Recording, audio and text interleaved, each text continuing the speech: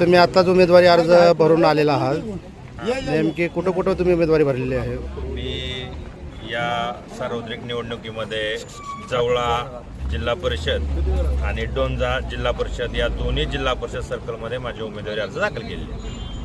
बरं, तुमच्यासोबत तुमचे समर्थकांनी देखील उमेदवारी दाखल केली आम्हाला कळते. किती जणांनी दाखल केली?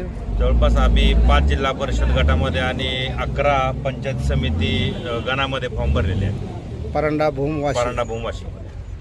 स्वतंत्र गट म्हणण्यापेक्षा आम्ही अपक्ष आमचे अर्ज दाखल केलेले आहेत. आणि मतदारांपुढे कोणते विजन घेऊन जाणार? जे आजपर्यंत 12-13 वर्ष करत आलो तेच विकासाचं.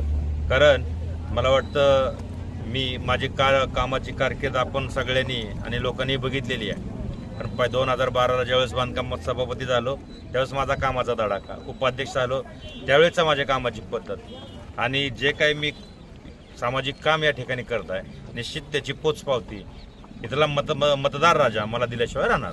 सकाळपर्यंत पॅचअप होईल असं म्हटलं जात होतं, नेमकं सकाळपर्यंत कशा संदर्भातलं पॅचअप? म्हणजे जे शिवसेनेमध्ये एकोबा होईल या दृष्टिकोनातून काही बातम्या शिवसेना वेगळ्या आहेत. त्या कुठल्या शिवसेनेचा एकोबा म्हणताय? म्हणजे आमदार तानाजीराव सावंत त्यांच्यासोबत पॅचअप होईल असं बोललं जात होतं. त्यांचं माझं पॅचअप राजकीय पॅचअपचा आणि याचा काही विषयच नाहीये ना.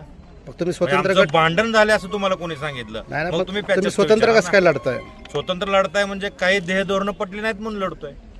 लोकशाहीमध्ये प्रत्येकाला स्वतंत्र लढण्याचा अधिकार आहे.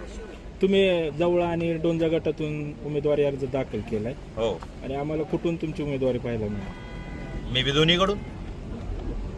दोन्ही ठिकाणी लढणार तुम्ही? गरज असेल तिथल्या लोकांना माझ्या कामाची खरंच जर असेल तर दोन्ही ठिकाणून, असं काही नाही.